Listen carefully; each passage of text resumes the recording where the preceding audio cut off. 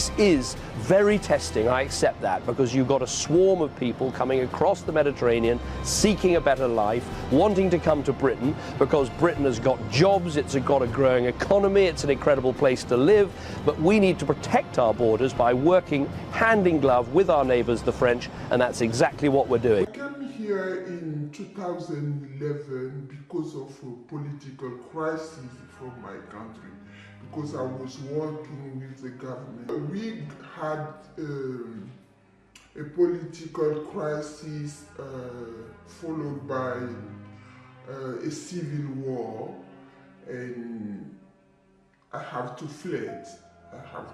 So I fled because of political persecution. I will say first, when I came, I didn't plan to stay here because I was not in need in my country. I have everything and all my family there.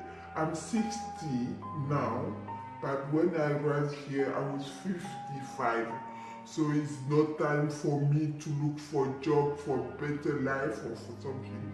I just want safety. So I thought that quickly the thing will be good and I will go back. But no, until now, we faced persecution in our country. So I arrived in April, and in May, I want to apply for asylum in May 2011, and I'm still in the process. They say that I'm lying, but they went to Google, they saw everything about me, what I experienced in my country. I gave all evidences I can give. The witness who can support me did it, but they said that I'm lying, so that. I think that I'm disappointed because people who speak for us, who decide for us, don't know us. They're just sitting in the office and say that I will give it to this one, I will not give to this one. I think that is like a lottery. If they pick you, they will give it to you. I was the assistant of the first lady of my country. That means that I was like, how would you call it, Cameron wife. I was working with her because she was a member of parliament and she was the first lady. So I was working with her. And I started working when I was 20. So I was not in need of something. I'm here just for safety, like many of us. Bank. We are in Africa. We are not used to food bank,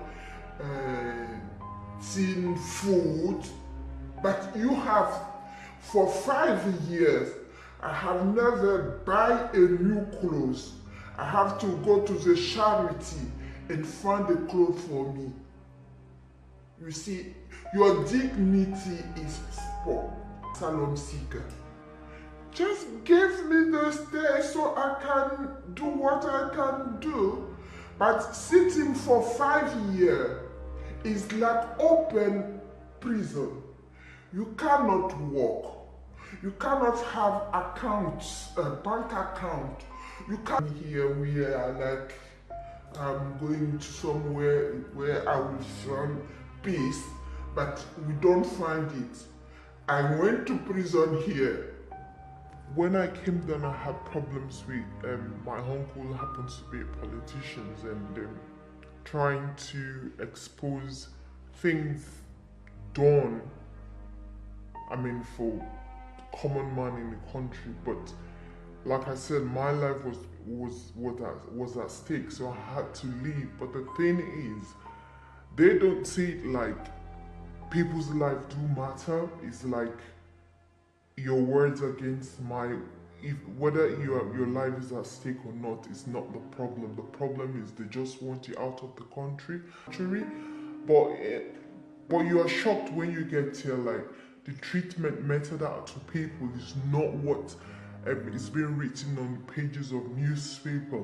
Because I feel people are being deceived, because at the end of the day, you are shocked to see and hear people tell you, go back to where you come from. This is not your place, and you're not welcomed. But they talk about human rights and protection, where they say, whatever the situation, you are safe when you come to our country, but it's a different ball game entirely.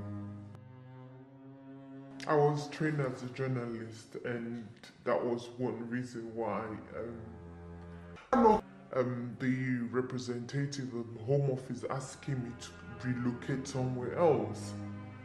And yes, which was easy for them to say, but I asked the question like, yeah, it's easy for me to relocate back and probably go elsewhere, but how do I get a job? This is what I was trained for. How do I make myself so that people don't recognize me? Does that mean I'm going to go through plastic surgery to have my face changed, my voice changed? This is the only profession, and even if I have to venture into something else at this age, what am I going to do? How do I fend for myself and my daughter and my profession? Even if I change my name, people will still know who I am. So I said it's not something to think about. It's just not right for them to ask me to leave the country. And with that, it's like a profession, I think it's waste of time, energy, and money, because it's quite, everything there is quite rusty now, because I can't even practice what I know.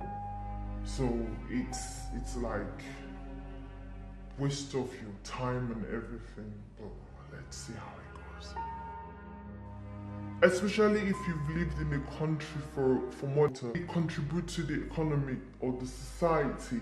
Why don't you give them the opportunity? Don't make them look like they are the reasons for all the evil things happening in your country.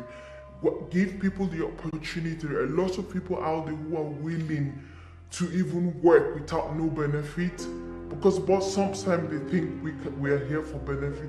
Where I come from, we don't know what benefit is. So the first time I heard about benefits, I was like, what is that? They said it's like little money to support, but I have never been given free money. Where I come from, you work really hard for your money. So there are a lot of people out there who are willing to integrate and contribute to the society if they could just look inwards and see. Not everybody is bad. I'm not saying every. Joining me now is Ahmed, who was detained in this removal centre for 2.5 months. He's from Uganda.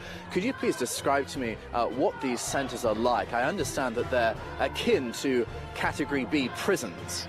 The detention centre is it is so inhuman that they lock people around all the time. There's no freedom. There's no freedom of expression. The healthcare system is so unhuman. We've seen detainees sending us messages from the windows, the barred windows, holding up posters today and their hands against the glass. How desperate is their situation inside? They are very desperate because most of them have stayed there for more than a year. Others have stayed there for even three years. And that's how bad the situation is. They are really desperate. They want to come out of this place, and that's why we have come here to fight to see that the detention centers are closed down and people are let free, because this is Britain claims to be a country of freedom. So the only way for us to fight against this is to make sure they close down the detention centers and allow those people inside there to also enjoy the freedom that any other person is enjoying at the moment. Ahmed, thank you very much for talking to RT. We also learned last night some reports that in some cases phones had been confiscated by the authorities here. Also some reports which are unconfirmed that in some cases news websites have been blocked on the internet, the internet-enabled computers in some of these centres which detainees are able to use. And campaigners say that authorities have blocked these sites in order to stem the growing momentum of these hunger-striking protests. Now, these protests have not really yet been covered properly by the mainstream media here in the UK.